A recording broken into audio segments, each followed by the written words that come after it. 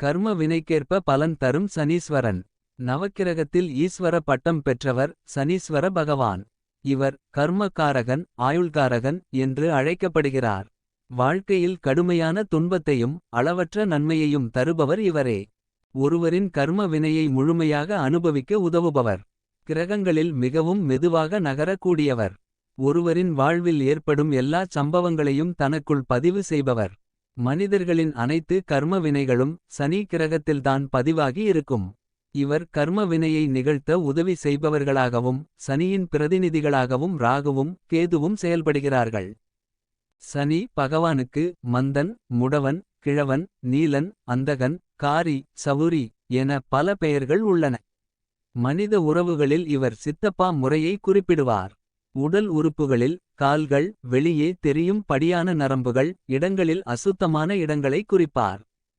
துலாம் ராசிக்காரர் ஒருவருக்கு அவரவர் கர்ம வினைப்படி பூர்வ புண்ணிய பலத்திற்கேற்ப நன்மை தீமைகளை வழங்குவதில் சனிக்கு நிகர் சனியே. அதனால்தான் சனி துலாம் ராசியில் உச்சம் அடைகிறார். இவரை கர்ம வினை அதிகாரி என்றும் கூறலாம். ஜாதகத்தில் சனியின் வலிமை பூர்வ ஜென்ம வலிமைக்கு ஏற்பவே இருக்கும். 9ஆம் இடம் என்னும் பாக்கியஸ்தானம் வலுப்பெற்றவர்களது ஜாதகத்தில் சனி வலிமையாக இருப்பார். சனி கொடுத்தால் யாராலும் தடுக்க முடியாது. அடி முட்டாள்களை கூட மிகப்பெரிய பட்டம் பதவிகளில் அமர வைக்கும் சக்தி படைத்தவர் சனீஸ்வரன். அதே நேரத்தில் அதிபுத்திசாலி மிக பெரிய ராஜதந்திரியை கூட தெருவில் தூக்கி வீசிவிடுவார். ஏழை பணக்காரன் படித்தவன் படிக்காதவன் பதவியில் இருப்பவன் பதவி இல்லாதவன் என்ற வித்தியாசம் எதுவும் சனி பகவானுக்கு கிடையாது. பல காரியங்களை கண் இமைக்கும் நேரத்தில் நடத்தி காட்டும் சர்வ வல்லமை படைத்த ஒரே கிரகம் சனியாகும். ஒருவருக்கு கெட்ட நேரம் வந்துவிட்டால் அவர் எவ்வளவு பெரிய ஆளாக இருந்தாலும் சரி என்ன நடக்கிறது என்று அவர் யூகிக்கும் முன்பே எல்லாம் நடந்து முடிந்து இருக்கும்.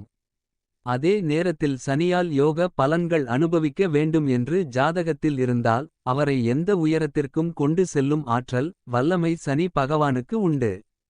ஆகையால்தான் சனியை போல் கொடுப்பவனும் இல்லை கெடுப்பவனும் இல்லை என்று சொல்கிறார்கள். சனீஸ்வரருக்கு திசா புத்திகளுடன் அந்தர பலத்துடன் கோச்சார பலமும் அதிகமாகும். ஒருவர் பிறந்த ராசிக்கு 1, 2, 12 ஆகிய வீடுகளில் சனிபகவான் வரும்போது 7.5 சனி என்ற அமைப்பை ஏற்படுத்துகிறார். அதேபோல் ராசிக்கு 4ஆம் வீட்டில் வரும்போது அர்த்தாஷ்டம சனியாக பலன் தருகிறார். ராசிக்கு 7ஆம் வீட்டில் வரும்போது கண்டக சனியாகவும் ராசிக்கு 8ஆம் வீட்டில் வரும்போது அஷ்டம சனியாகவும் பலன்களை தருகிறார்.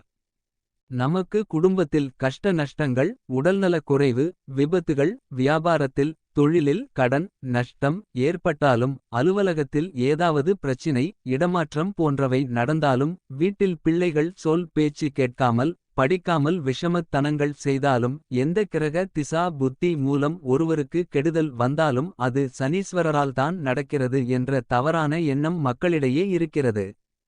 ஜனன ஜாதகத்தில் சனி வலிமை பெற்றவர்களுக்கு தன் தசா காலத்தில் தான் நின்ற இதத்திற்கு ஏற்ப ஏராளமான நற்பலன்களை சனி பகவான் வாரி வழங்குவார். உயர் பதவி தொழில் அந்தஸ்து என எட்டாத உயரத்தில் ஏற்றி விடுவார். வலிமை இழந்தவர்களுக்கு நீசத் தொழில் வறுமை சிறை தண்டனை கொடுத்து பாவ புண்ணியங்களை உணர்த்தி வாழ்க்கை பாடத்தை கற்றுக் கொடுப்பார்.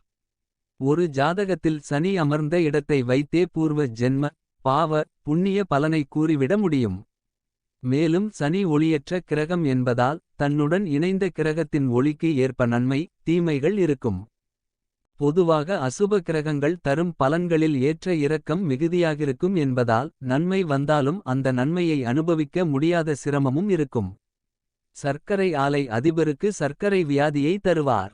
சர்க்கரை வியாதி இல்லாதவருக்கு சர்க்கரை வாங்க பணம் இல்லா நிலையை தருவார். சனி தசை புத்தி அந்தர காலங்களிலும் கோச்சார பாதிப்பு காலங்களிலும் எளிய பரிகாரமாக சனி ஸ்தலமான திருநள்ளாறு சென்று வழிபட்டு அன்னதானம் செய்யலாம். சனிக்கிழமை வரும் பிரதோஷ தினத்தில் சிவனுக்கு வில்வ இலை களால் அர்ச்சனை செய்து வழிபடலாம். சனிக்கிழமை ஆஞ்சநேயருக்கு வடைமாலை சாத்தி வணங்கலாம். பார்வையற்றோர் மாற்றுத் திறனாளிகள் நோயாளிகள் முதியோர்கள் தொழிலாளிகள் துப்புரவு தொழிலாளிகள் போன்றவர்களுக்கு செய்யும் உதவி நல்ல பலன் தரும்.